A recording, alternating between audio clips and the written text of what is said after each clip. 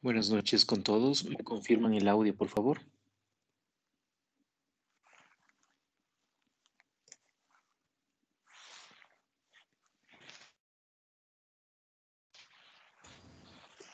Buenas noches. Sí, sí se escucha. Perfecto. ¿Sí visualizamos también la pantalla, la pizarra?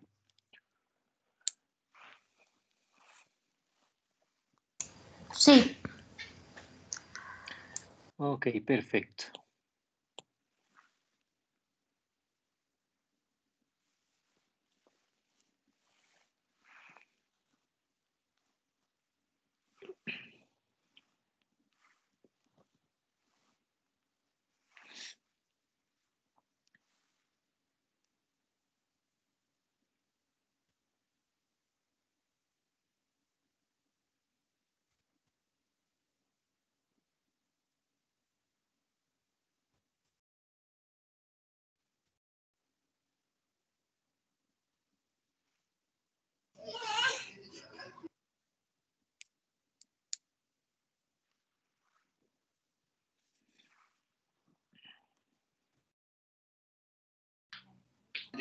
Que se me ha hinchado feo del pie, hermano.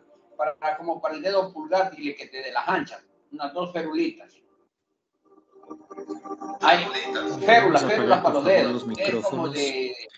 Vamos a Como de apagar los aluminio, micrófonos de las como de personas que lata o no así son. están Un sticky. participando. No, dile que no son caras. Gracias. Bien, buenas noches, estimados colegas. Vamos a continuar con nuestras clases del diplomado de insulinoterapia y diabetes mellitus. Mi nombre es Héctor Ortega.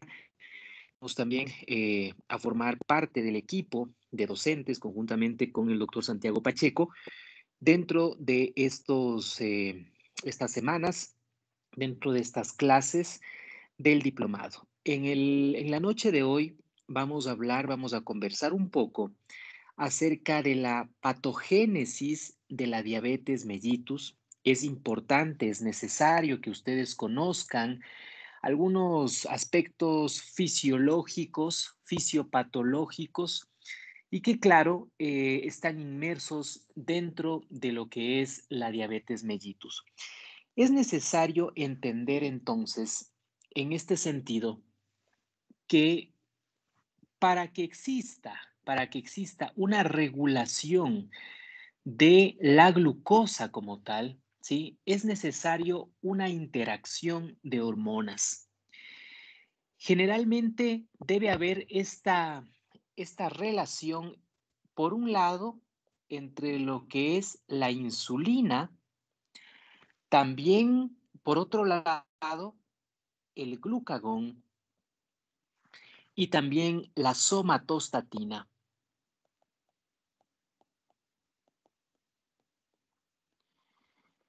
Esta interrelación entre cada uno de estas hormonas, ya sea en este sentido o viceversa, ¿sí? Pues nos estará determinando que exista una adecuada homeostasis metabólica. De una u otra forma, cada uno de estos, a través de estos mecanismos regulatorios, de este feedback, permite, lógicamente, que el incremento de la una, pues, retroalimente a la otra, de tal manera que se mantenga, como les decía, una homeostasis en este sentido, una homeostasis metabólica que debe existir. Ahora, en este sentido, en este contexto, si por una parte yo tengo una disminución en los niveles de insulina, voy a poner un escenario que pudiera darse. Esta disminución, lógicamente, ocasiona como feedback un incremento en el glucagón y, claro, se promueve hasta cierto punto una gluconeogénesis.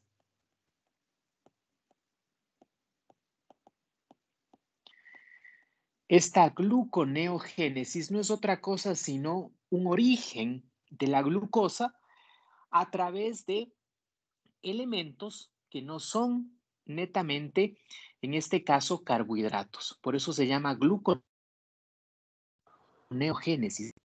Dar origen a la glucosa por otras vías metabólicas que no corresponden a la glucosa, es decir, a través de los lípidos o a través de las proteínas. ¿Sí? Apaguemos los micrófonos, por favor, para no tener esa interferencia en el fondo. Gracias. Este primer escenario que les estoy construyendo en este momento, ¿sí? Este primer escenario me permitirá a ustedes enseñarles o indicarles que es un escenario clásico en el cual se presenta, lógicamente, una diabetes, en el cual yo voy a tener niveles elevados de glucosa, ¿sí? Y que estos niveles elevados de glucosa, lógicamente, van a permitir, en este caso, o van a estimular la producción o un aumento en los niveles de ¿qué? Aumento en la liberación de insulina por parte de las células beta de Langerhans a nivel del páncreas. Esto es necesario, este aumento o esta estimulación de la célula beta pancreática. ¿Qué va a permitir? Esto va a permitir que exista captación, obviamente, de la glucosa para ingresar a la célula, ¿sí? Captación de glucosa desde la parte sanguínea, ¿sí? Captación de glucosa desde la sangre, para su almacenamiento, lógicamente, como glucógeno, ¿sí? Consecuencia de esto, al almacenar ya la glucosa plasmática en la célula en forma de glucógeno, entonces la respuesta a esto será una reducción en la glucemia. ¿Sí? Entonces, esto. Por otra parte, sí, de una u otra forma, tenemos lo contrario, ¿sí? Que la glucosa baja a nivel del torrente sanguíneo. Entonces, yo necesito sacar glucosa de la célula, ¿sí? En este caso, sacar el glucógeno que está almacenado hacia la sangre en forma de glucosa, y eso se lo hace gracias al glucagón, ¿sí? Entonces, miren estos elementos, ¿sí? Estos elementos, este aumento de glucemia que provoca aumento en la liberación de insulina, ¿sí? Y claro, por otra parte, una disminución en lo que es el glucagón, ¿ya? Para, lógicamente, también provocar, ¿sí? Una disminución en la producción hepática de glucosa. En otras palabras, si la glucosa está alta, ya no necesito que se siga produciendo más glucosa, se reduce la producción hepática de glucosa y por ende esto va a generar lo que habíamos quedado, que es una disminución de la glucemia, ¿sí? Son todos estas señales, estos estímulos que me van o que se van a activar ante un incremento en los niveles de la glucosa. ¿Ok?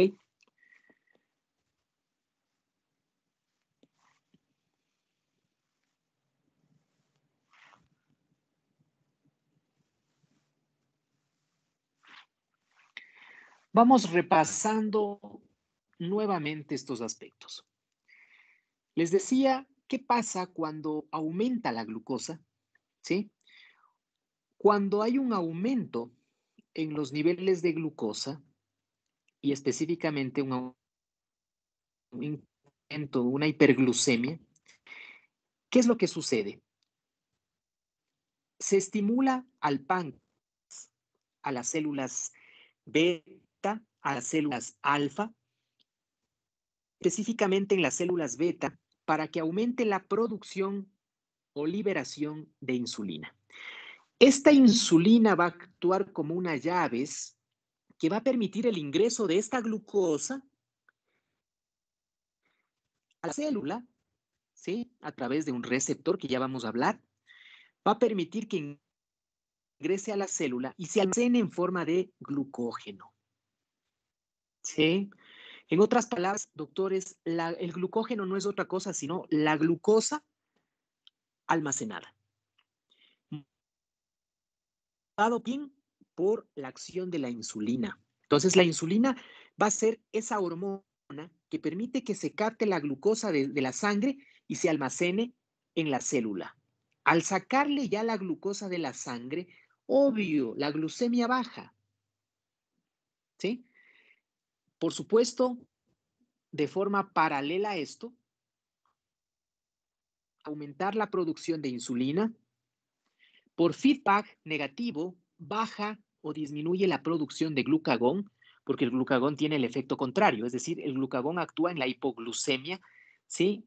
En cambio, sacando glucosa de la célula hacia la sangre. Como está alta la insulina, por feedback baja el glucagón. De esto tiene un efecto que es disminuir la producción hepática de glucosa con la finalidad también de colaborar a bajar la glucosa. ¿Sí? Estamos de acuerdo en este sentido, ¿sí? Estamos de acuerdo que, claro, puede producirse un incremento de la glucosa, les decía, por una reducción en los niveles de insulina, como ocurre en los pacientes diabéticos, con un incremento paralelo o consecuente de los niveles de glucagón y, por supuesto, una estimulación de la gluconeogénesis, que es seguir sintetizando glucosa, pero a partir de otras vías metabólicas como los lípidos y las proteínas. Este es un claro escenario de un paciente diabético en el cual obviamente hay aumento de la glucemia y que normalmente debería existir todos estos pasos que estamos haciendo, pero que en el paciente diabético falla esta fisiología normal que estamos detallando aquí, falla y por ende no se logra reducir la glucemia como ocurriría normalmente en un paciente que no tiene diabetes mellitus. ¿Estamos? Entonces, miren, qué interesante, qué importante la interrelación de la insulina, del glucagón y, claro, esta somatostatina. Cada una de estas hormonas o las tres hormonas se producen en el páncreas, doctores. La insulina por las células beta del Langerhans, ¿sí? El glucagón por las alfa y la somatostatina por las delta. Pero las tres, obviamente, se producen en el islote pancreático, ¿sí? En el islote, las células de beta, alfa y delta de Langerhans. ¿Ok? ¿Estamos claros? ¿Alguna duda, alguna pregunta hasta este momento, estimados colegas? Es importante que ustedes conozcan aspectos de la fisiología para entender el porqué de las enfermedades y que, claro, en este sentido, muchos fármacos o muchas de las acciones o intervenciones terapéuticas actúan a ese nivel. ¿Sí? ¿Alguna duda que tengan? Les voy a ir preguntando a medida que avanzamos en la clase, ¿sí? En la marcha, para hacer algo un poco más dinámico y sobre todo para saber que me están escuchando. ¿Alguna duda de lo que hemos hablado hasta este momento? noches. Buenas noches. En caso de que tengamos un cuadro de hipoglicemia marcado y que no cede al tratamiento común de darle cosas azucaradas, de pronto destroza incluso al 9%, 50%, la administración de glucagón es la indicación en qué dosis se debe utilizar y si ya tenemos en el mercado. Sí, efectivamente, por este mecanismo fisiológico que hemos visto, que es una hormona, ¿no es cierto? En este caso sintética ya, porque ya la estamos o se está fabricando. Sí existe en el mercado, por supuesto, y que me va a permitir, lógicamente, aumentar los niveles, ¿sí? Los niveles de la glucosa en sangre y que a diferencia de las estrategias habituales, como la infusión intravenosa de dextrosa, ¿sí? Que por cierto tiene que ser una administración de 25 a 50 gramos, ¿sí? Esa es la dosis de glucosa en este sentido. Y la diferencia es que mientras que las infusiones de dextrosa intravenosa son inmediatas, ¿sí? Es decir, no tiene o su tiempo de acción prácticamente es inmediato. Acá para el glucagón, ¿sí? Sí nos demora un lapso de tiempo, ¿no? Estamos hablando de por lo menos de 3 a 5 minutos para que comiencen a actuar.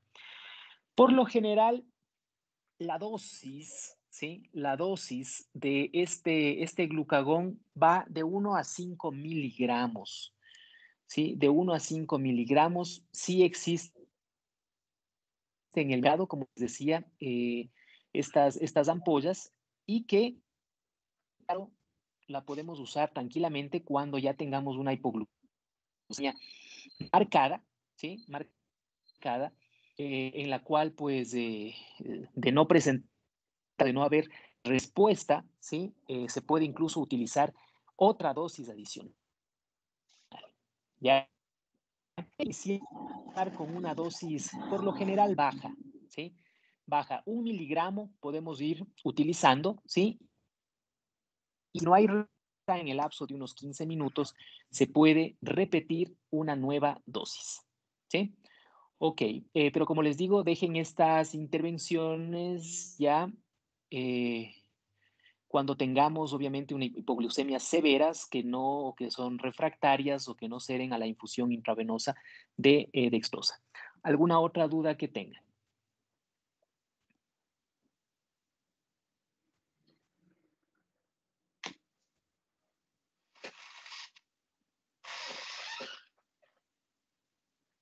Bien, continuemos entonces. Perfecto. En términos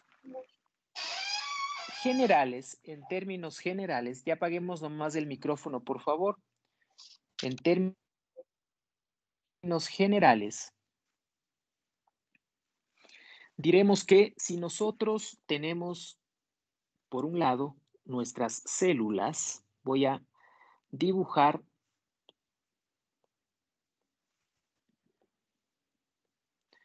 los diferentes compartimentos que nosotros tenemos.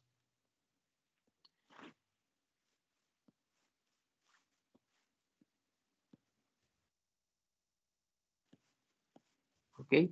Tenemos un medio intracelular y tenemos un medio extracelular. En el extracelular, ustedes recordarán, tenemos un espacio intersticial y otro que es el plasmático. ¿Ok? El plasmático es obviamente el vaso sanguíneo. En el intersticial tenemos esto, ¿sí? Es el espacio que está entre célula y célula, ¿no? Y el espacio intracelular en el interior.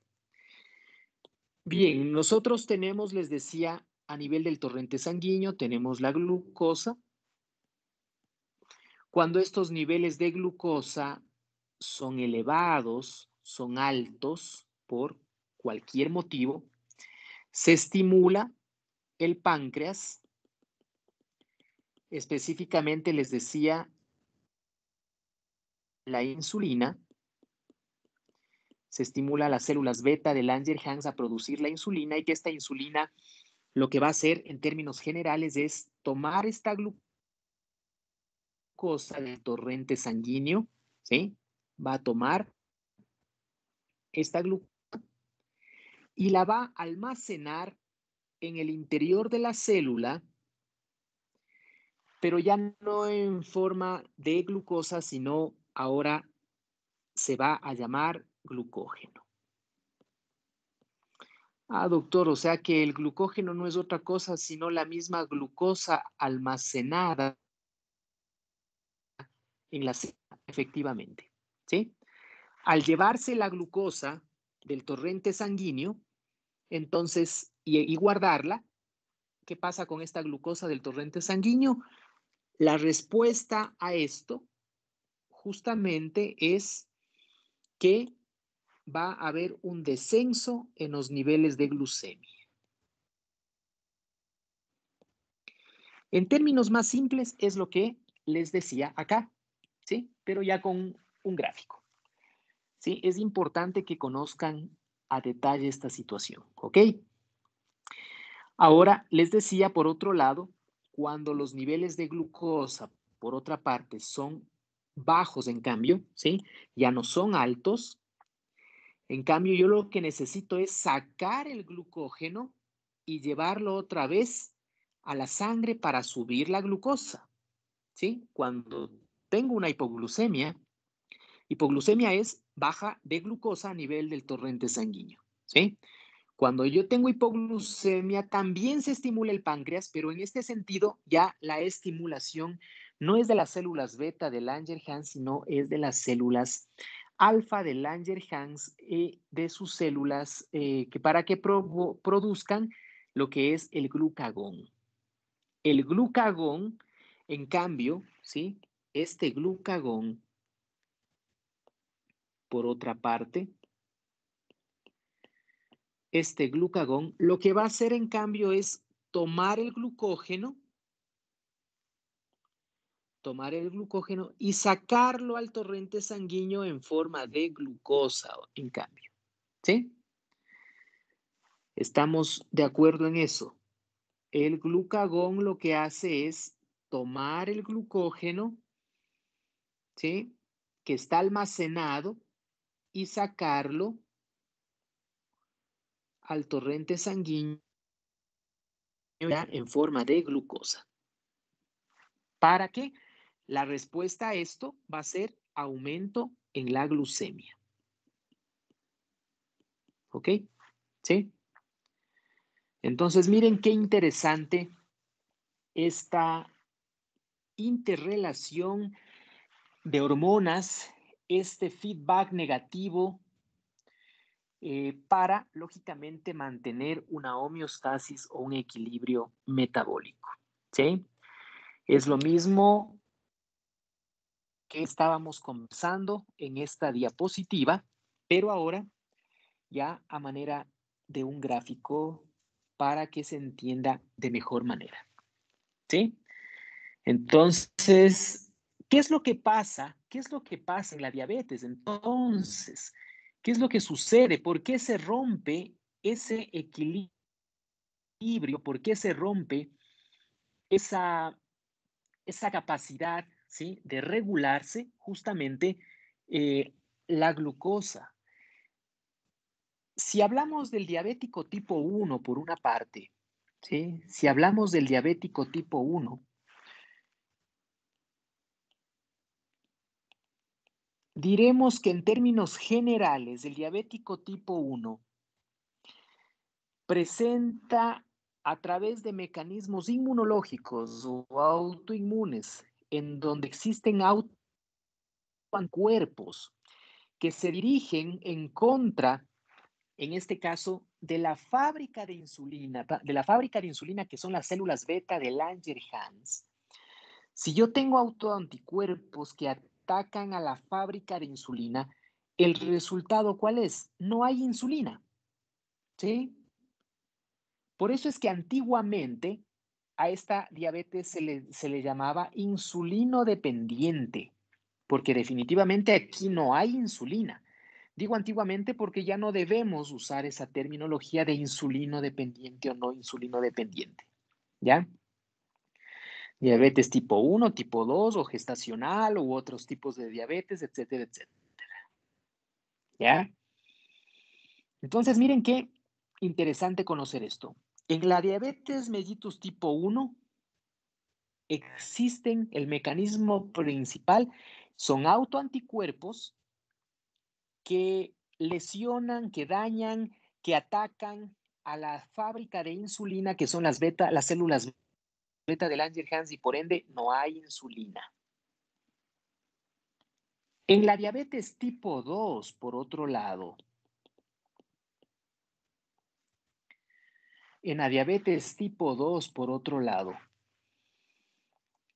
el páncreas sí produce insulina, pero esta insulina, esta molécula, ¿sí? Este péptido, ¿sí? La insulina obviamente es una proteína, sabemos, ¿sí? Algunos aspectos generales les vamos a poner acá con respecto a la insulina para que ustedes lo conozcan. Les decía, es una proteína, esa es su naturaleza molecular, es una proteína. Tiene dos cadenas peptídicas, una alfa, ¿sí? Y una beta o una A y B, como ustedes quieran.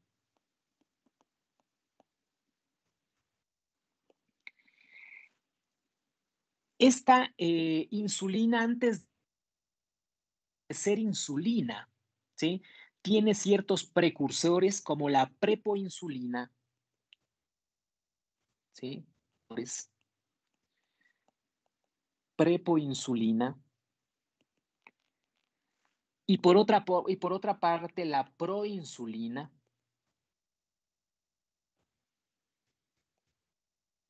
Hasta llegar, lógicamente, a allá la forma activa, ¿sí?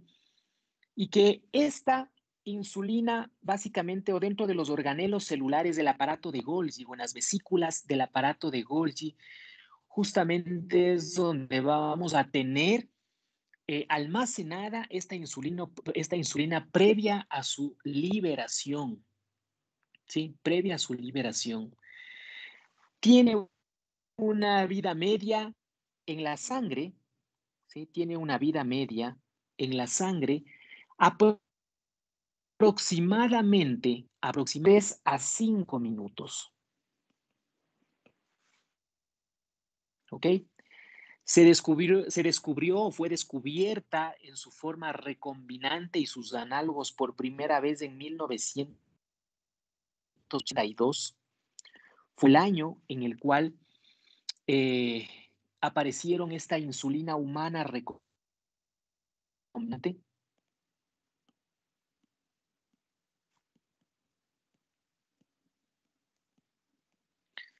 Sí.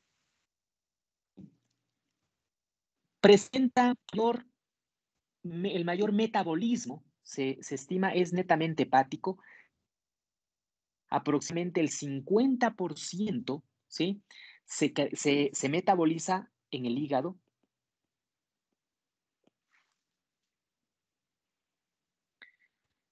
Y que la función principal de esta, pues habíamos dicho que es reducir los niveles de glucosa a través de su almacenamiento a nivel de la célula en forma de glucógeno, ¿sí? Algunos aspectos entonces que son necesarios conocer referente a esta insulina. Bien, ahora, estábamos hablando algunos aspectos en cuanto a la diabetes 1 y 2. Con respecto a la 2 les decía que aquí sí hay insulina, sí existe insulina, pero esta molécula, esta proteína, en sus cadenas A y B o en su estructura molecular, es de mala calidad. En otras palabras, al ser de mala calidad, esa proteína, esa molécula, no hace o no desempeña la función que tiene que cumplir. Imagínate, entonces tengo insulina, el páncreas sí produce insulina, pero es una molécula que no está cumpliendo con su función. Por eso es que en los pacientes diabéticos tipo 2, como no está cumpliendo su función, el estímulo, la glucosa sigue alta y el estímulo al páncreas sigue y sigue y sigue. Y el pobre páncreas sigue produciendo insulina, pero la insulina no está haciendo lo que tiene que hacer. Y por eso en los pacientes con diabetes mellitus tipo 2 existe un hiperinsulinismo. O sea, hay mucha insulina, pero ¿de qué me sirve 1000 moléculas de insulina y de esas no vale sino apenas un 10%? O sea, no sirve de nada para la cantidad de glucosa o de glucemia que yo estoy alcanzando. Uno de los mecanismos fisiopatológicos de la diabetes mellitus tipo 2 es ese, ¿sí? Y claro, ahí se habla de la resistencia a la insulina, ¿sí? De un hiperinsulinismo.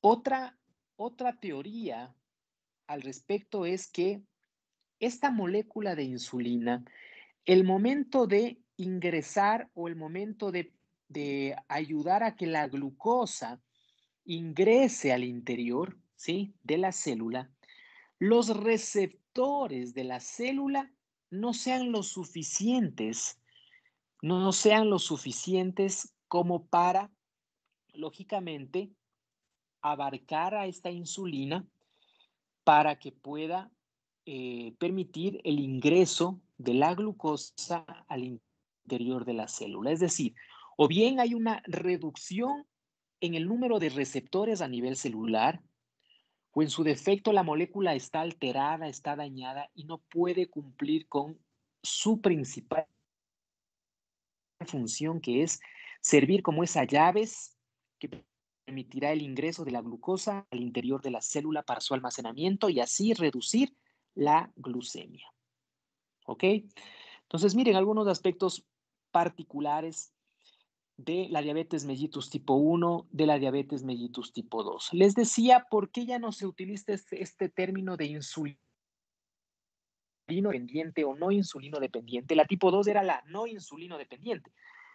Pero entonces, si es no insulino dependiente, ¿por qué el paciente termina necesitando insulina? ¿Sí? Porque no me van a decir que el diabético tipo 2 no necesita insulina. Claro que necesita, ¿sí? Por la que está produciendo es de mala calidad, entonces necesito aportarle insulina sintética, que tenga ya otras características y que cumpla con la función que tiene que hacer la insulina, ¿sí? Entonces, como que no aplica el hecho de insulino dependiente, no insulino dependiente, no. No utilicemos ese tipo de denominación ya en este sentido. Si queremos entender un poco mejor cómo trabaja o cómo es la liberación o la secreción de la insulina, vamos a amplificarnos la imagen de cómo tendríamos nosotros una célula beta de Langerhans, porque ahí se produce, esa es la fábrica de insulina, ¿no? Esa es la fábrica de insulina. Si una representación esquemática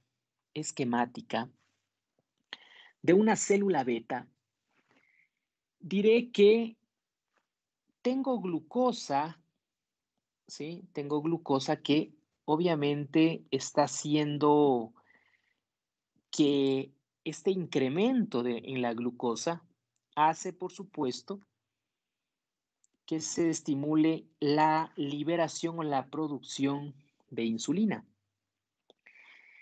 La célula beta de Langerhans está acá, ¿sí?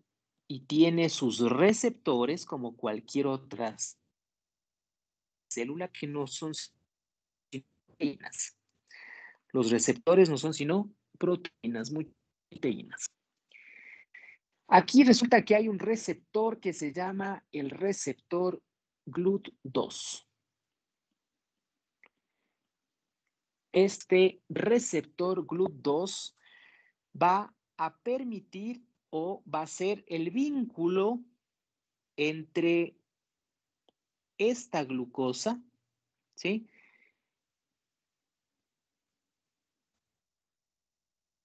Y la célula beta de Langerhans, ¿ya? Tiene que estimularse, la célula beta tiene que estimularse. Esta es la célula beta. Este es, vamos a ponerle el nombre afuera para que no nos interrumpa acá. Esta es la célula beta de Langerhans, ¿ok? Pero esta célula beta tiene que estimularse. Quien la estimula es los niveles elevados de glucosa. Esta interacción molecular de la glucosa con el receptor GLUT2, ¿sí? Va a permitir eso o el paso de la glucosa al interior de la célula beta de Langerhans. Esta glucosa, a través de mecanismos o de reacciones bioquímicas mediadas en este sentido por una enzima que es la glucosinasa, ¿sí? Aquí tengo una enzima que es la glucosinasa. Se modifica esta molécula y ahora se llama glucosa 6-fosfato. Glucosa 6-fosfato.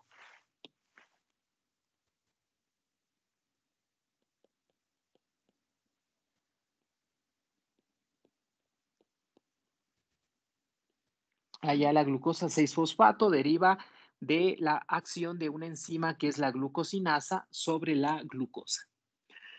Esta glucosa 6-fosfato está en la capacidad de generar energía a través de su reacción, es decir, me va a generar ATP. Este ATP lo que va a hacer es bloquear, doctores, bloquear los canales, va a bloquear los canales de potasio. Vamos a poner acá que hay canales de potasio.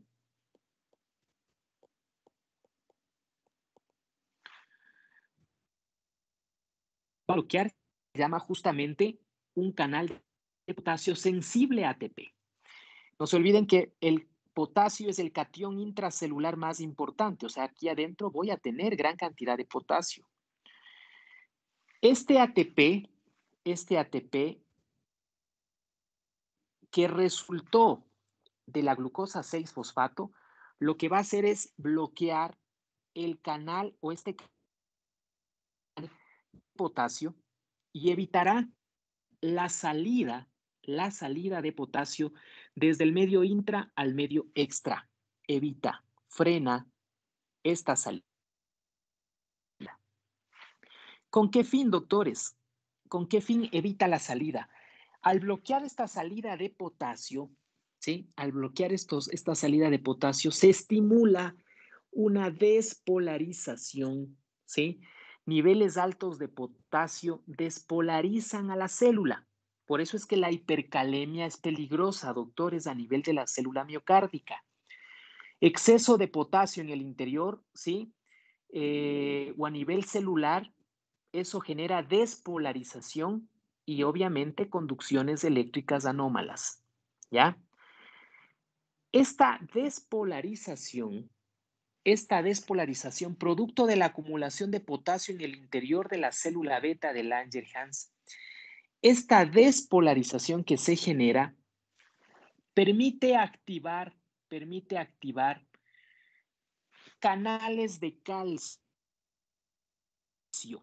Aquí voy a dibujarles otra. ¿Sí? Estoy tratando de hacerles lo más simple y entendible posible.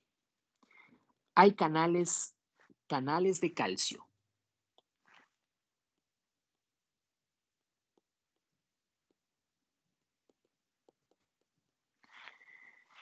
Estos canales de calcio se abren por una despolarización. ¿Y cómo apareció esta despolarización? Producto, les decía, de la concentración de potasio al interior de la célula, producto de el bloqueo de los canales por el ATP. Al abrirse los canales de calcio, empieza a entrar este ion al interior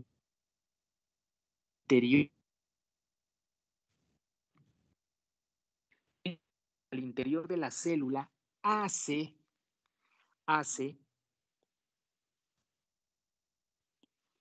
que las vesículas presentes a nivel del complejo de Golgi de esta célula, vesículas que contienen en su interior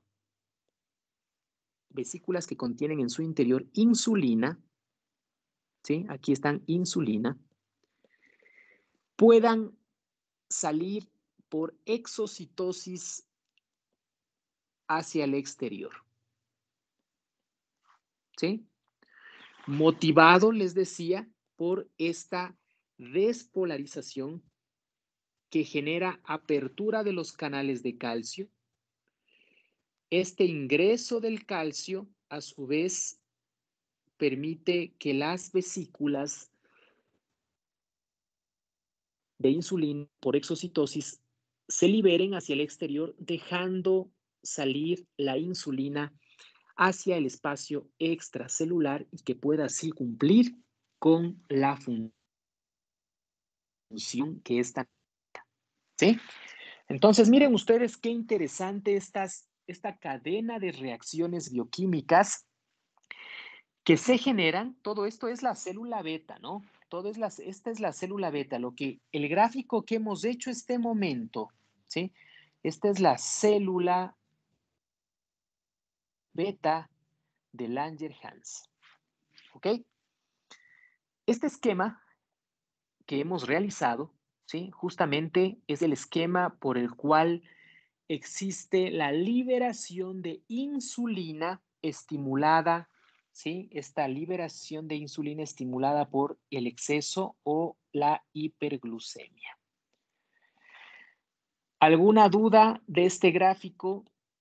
Como les digo, va a parecer algunos un poco complejo, ¿sí?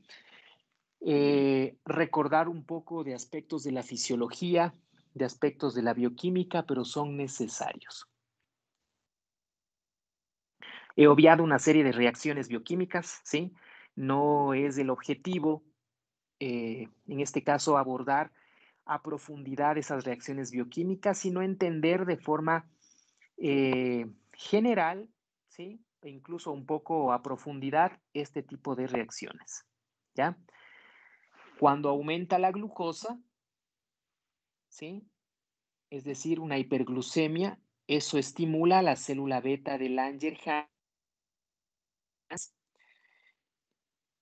a que se produzca insulina, ¿sí? Pero ¿cómo? Esta glucosa que está en exceso se interrelaciona con un receptor de la célula beta de Langerhans, el receptor GLUT2, para permitir el ingreso de esta glucosa al interior. Ya en su interior, por acción de una enzima que es la glucosinasa, esta glucosa se transforma en glucosa 6-fosfato. Producto de esta reacción bioquímica se libera ATP, que es energía, y este ATP, esta energía, bloquea los canales de potasio, evitando que el potasio salga normalmente como suele hacerlo, ¿sí? A través de un transporte de membrana, porque normalmente hay un influjo de iones de afuera hacia adentro y de adentro hacia afuera, pero al bloquearlo, la concentración de potasio en el interior de la célula ocasiona una despolarización a nivel de la célula, de la membrana, Producto de esta despolarización, los canales de calcio que están presentes también aquí se abren y permiten el ingreso del calcio. Al ingresar el calcio al interior de la célula tiene una particularidad, ¿sí? Y es que a nivel de las vesículas del complejo de Golgi, pues estimula y genera una reacción que permite la liberación de la insulina de estas vesículas por exocitosis hacia el exterior. ¿Ok? Entonces, de esa manera se genera la liberación de la insulina hacia el medio externo. ¿Alguna duda, doctores, hasta ahí? ¿Cómo les está pareciendo la clase? ¿Vamos bien? ¿Voy muy rápido? No, excelente, excelente. Es muy divertido la fisiopatología, mi doctor Ortega. Doctor, en la cetoacidosis diabética, una de las complicaciones de la diabetes, donde hay una deshidratación marcadísima, grado 3, entramos incluso con solución salina, con dosis altísimas de 10-20 ml kilogramo en la primera, segunda hora. Utilizamos también electrolito potasio, que es por esta razón que recién entiendo por qué se utiliza en dosis altas el electrolito potasio. ¿En qué dosis se utiliza? En las primeras horas se recomienda a partir del segundo suero, se da durante las 24 horas y luego en el mantenimiento se mantiene intravenoso o cambiamos ya a vía oral. Ya, a ver, bueno, ya se nos adelantó un poquito en cuanto a los temas, pero bueno, no hay problema. Vamos a, sí, lo que nos habla nuestro colega es efectivamente real, ¿no? Hay que entender que por estos transportes de membrana, por este influjo, apaguemos el micrófono, por favor, por estos mecanismos en los cuales, en este caso, voy a representar para que más o menos se entienda mejor. Esta es la gráfica, insisto, de la liberación de insulina de la célula, ¿sí? No confundamos, voy a hacer un gráfico del transporte de membrana, pero ahora de la acción de la insulina, ¿sí? Para un poquito, valga la pregunta de nuestro colega, ¿sí? Para un poco mejorar el entendimiento. Sí, el doctor nos dice, a ver, doctor, cuando nosotros en la cetoacidosis o en el síndrome hiperglicémico hiperosmolar utilizamos insulina en dosis altas, o sea, obvio, vamos con bomba de insulina, resulta que el potasio termina yéndose al suelo, doctor. O sea, ¿por qué? ¿Por qué el potasio o por qué la insulina? ¿Por qué cuando yo utilizo insulina también se baja el potasio? Y resulta que ese paciente termina con hipocalemia si es que yo obviamente no hago un control adecuado y de una u otra forma pues cuido esa situación y tengo que también aportar con potasio en estos pacientes. Entonces ahí va el hecho de ¿por qué el potasio baja a medida que voy usando también la insulina? ¿Por qué? ¿Sí? Esa es justamente una de las preguntas que nace pues de esta digamos, interrogante, ¿sí? Vamos a explicar fisiopatológicamente qué es lo que ocurre. Ahora, no confundir ese gráfico. Este gráfico es el gráfico de la célula beta de Langerhans y la liberación de insulina. Para hacerle la continuación, ¿sí? Y aprovechar la pregunta del compañero, ¿qué es lo entonces con esta insulina que ya se ha liberado? ¿Sí? Ya se ha liberado, doctor, esta insulina al exterior, al medio, al espacio extracelular. ¿Qué pasa con esta insulina extracelular? Ya, ¿qué pasa con esta insulina? ¿Sí? Y aquí nos planteamos una interrogante y decimos, ¿qué pasa? Listo. Entonces, lo que pasa va a ser lo siguiente. Esta insulina, ¿sí? Esta insulina ahora tiene que actuar sobre otras células, ¿sí?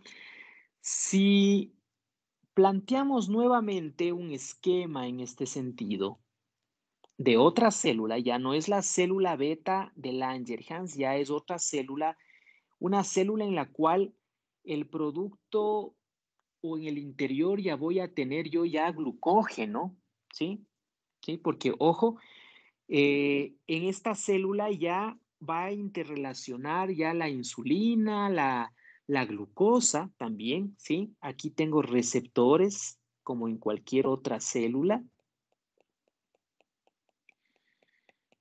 Estos receptores, que les decía que no son sino proteínas, hay un receptor que es o que se le conoce como el receptor o el transportador de glucosa, que son el receptor GLUT4. ¿Sí? ¿A quién va a alojar este receptor? A la glucosa. ¿Ya? No se olviden, esa glucosa que está en demasía. ¿Sí? Esta ya es una célula de almacenamiento de la glucosa. Ya no es la célula beta de la otra imagen. ¿Sí? Eso es importante entender. Resulta que también aquí hay otro receptor, ¿sí? Ya un receptor un poco más, digamos, complejo. Ya es un receptor que tiene ya una cadena, ya tienen cadenas, ¿sí? Ya no es solamente una simple proteína, sino ya implica una puerta mucho más, digamos, elaborada, ¿ya? Y que va a tener estos subunidades, alfa y también subunidades beta. Y claro, aquí ya en estas subunidades y principalmente en la alfa del receptor se va a fijar la insulina. ¿Sí? Ah, qué interesante, doctor. O sea que ya en estos receptores, ya ahora ya tengo el panorama y tengo la imagen, por un lado, de la glucosa entrando o uniéndose al GLUT4 y por otro lado, sí, ya tengo a la insulina uniéndose al receptor de la insulina y específicamente a la subunidad alfa de este receptor. ¿Sí? Producto de esta obviamente interacción, ¿ya? De esta unión, resulta que la insulina, para permitir el ingreso de esta glucosa al interior de la célula, ojo que aquí ya va a entrar la glucosa, pero ya no en forma de glucosa, sino sufrirá reacciones moleculares para finalmente convertirse en glucógeno. ¿Sí? Pero resulta que esta glucosa para entrar a la célula y almacenarse, doctores, no entra sola. No entra sola. Necesita de un amigo que ayude a entrar a la fiesta. Ese amigo resulta que es el potasio. ¿Sí? Esta interacción de la glucosa con el receptor GLUT4 abre los canales de potasio, abre en la célula esta y permite que el potasio ingrese. Ojo que acá tenemos el torrente sanguíneo, ¿no? Este es el torrente sanguíneo. Aquí está la glucosa en demasía, aquí está el potasio también plasmático. ¿Eso qué quiere decir? Que ingresa en este sentido, ingresa la glucosa, pero también ingresa potasio, se va llevando el potasio, ¿sí?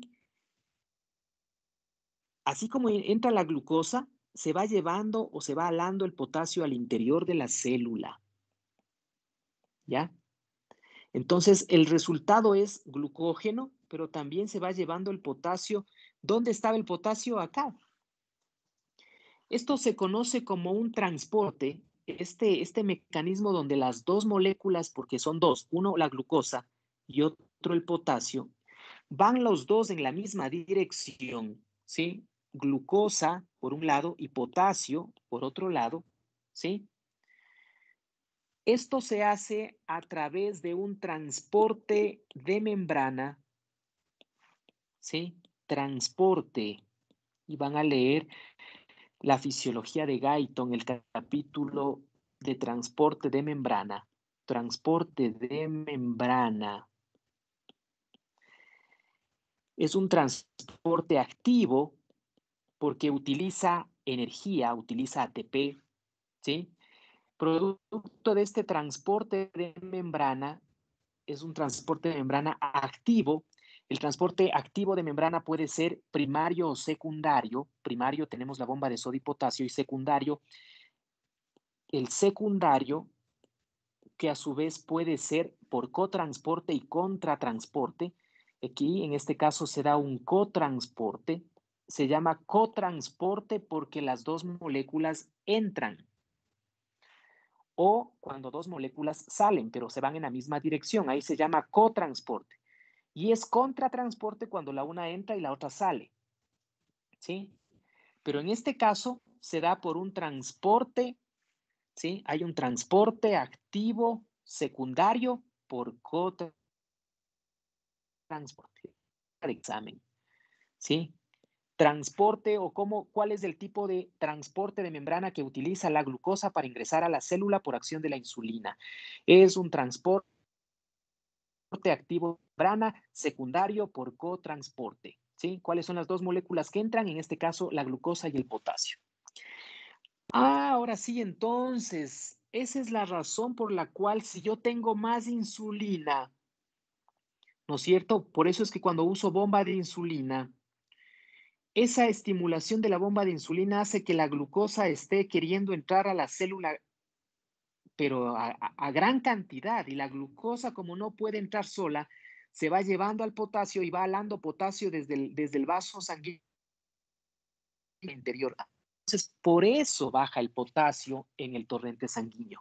Por eso. Entonces, cuando ustedes utilicen bomba de insulina, ¿sí? La razón es que deben cuidar mucho ese potasio porque la insulina que están usando, sí, va a guardar la glucosa en la célula en forma de glucógeno, la va a guardar, la va a guardar, la va a guardar, por ende, glucosa del torrente, o sea, va a bajar la glucemia. Pero la glucosa se va a ir llevando al potasio, pues, ¿sí? Entonces resulta que también van a bajar la glucosa, pero también van a bajar el potasio. Entonces eso es hipocalemia segura, ¿ya? Entonces mucho ojo con eso. Estén haciendo controles o monitoreos de potasio cada 4, cada 6 horas, si es factible. Si están con plena bomba de insulina, cuidado, ¿sí? Cuidado, se les va al suelo el potasio. Cuando los controles ustedes lo tengan, que está normal el potasio, con 20,000 equivalentes es suficiente, es decir, como una prevención, o sea, le están dando unos 20, ya, digamos, para estabilizar o mantener el potasio, pero si ya está bajo, ya no usen 20, ya usen 40,000 equivalentes, o sea, usen 2 ampollas, ¿sí? E incluso si está más bajo, ya con criterios de una hipocalemia moderada, severa, ya tienen que pasar una carga de potasio primero, ¿sí?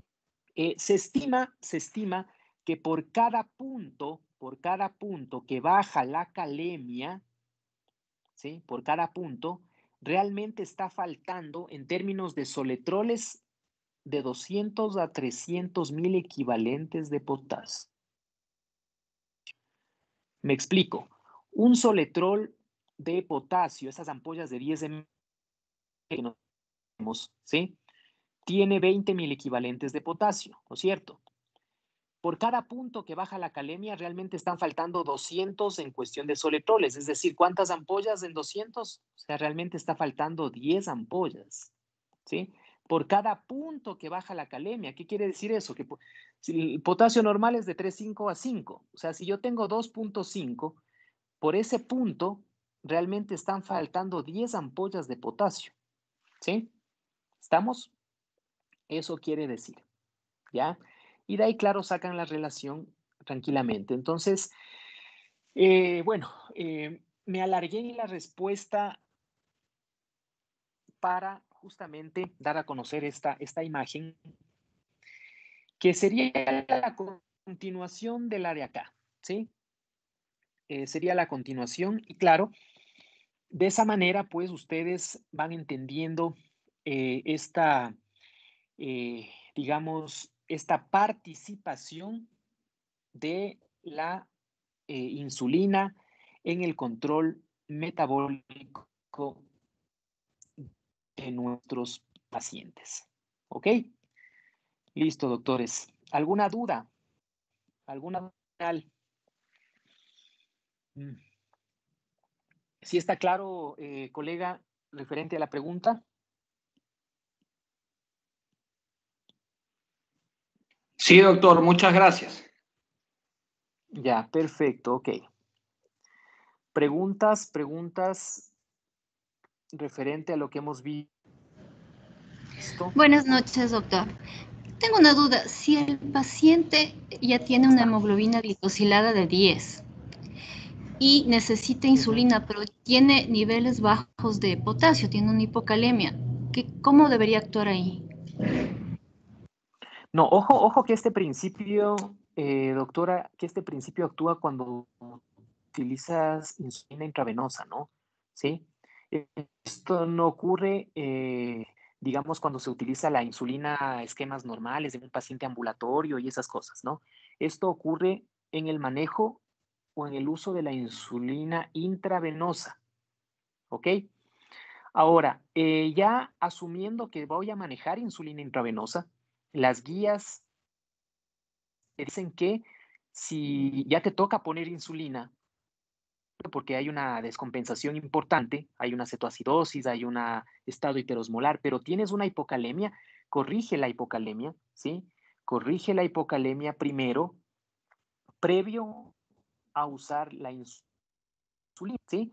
Puedes usar insulina subcutánea, puedes hidratarle al paciente, paralelamente a eso tienes que ir corrigiendo ese potasio, pero paralelamente, o si tienes que usar dos, la una ya estás pasando la insulina, en otra estás compensando el potasio, pero siempre debe tener cuidado, en este caso, por prioridades, compensa esa hipocalemia antes de iniciar la insulina, porque tampoco es que puedes retrasar el inicio de la insulina, ¿no? Entonces, sí, en estos pacientes donde se amerita pasar o compensar rápidamente el potasio, utiliza una vía central, ¿ya? ¿Por qué? Porque la meta de compensación de potasio por vía periférica no puedes hacerlo más allá de 10 mil equivalentes por hora, pero por vía central puedes usarlo hasta 40 mil equivalentes por hora. Entonces, si utilizas solo vía periférica, te vas a demorar. Imagínate, 10 mil equivalentes por hora, o sea que 40 mil equivalentes estarás pasando en 4 horas y 40 mil equivalentes no va a subir mayor cosa. Entonces, cuando ya, cuando ya te toca decidir en ese sentido, generalmente a pacientes muy críticos, utiliza una vía central para que rápido, en una hora ya le estás pasando 40 mil equivalentes, le compensas rápido y paralelamente estás iniciando la bomba de insulina, etcétera, etcétera, ¿sí? Para que no retrases mucho los tiempos, ¿ok? De ahí esto cuando utilizas en un paciente ambulatorio insulina cutánea, no va a pasar nada con el potasio, tranquila. Ok, ¿alguna otra duda? Gracias.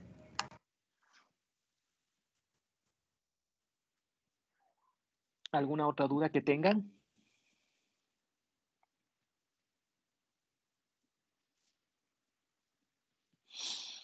Yo sé que ustedes están ávidos por hablar de cetoacidosis, de estado hiperglicémico hiperosmolar. Sí, no se preocupen, ya hemos de llegar a ese punto para conversar al respecto. Como es un diplomado, tenemos el tiempo suficiente como para ir profundizando cada uno de los temas, vamos a ir despacio.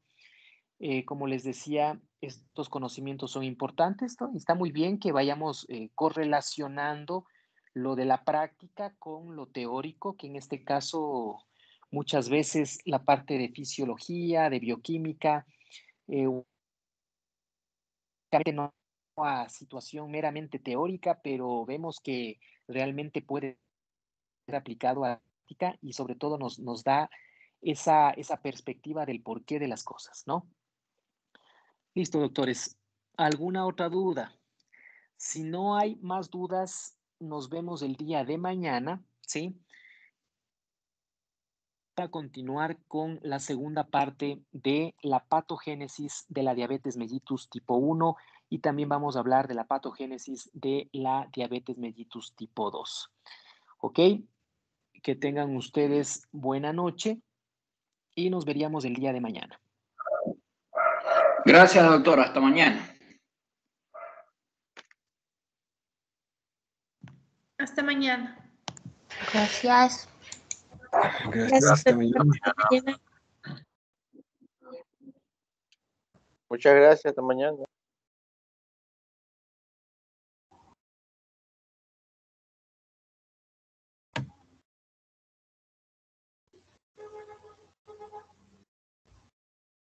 Aló. Aló. Esta clase queda grabada para mañana.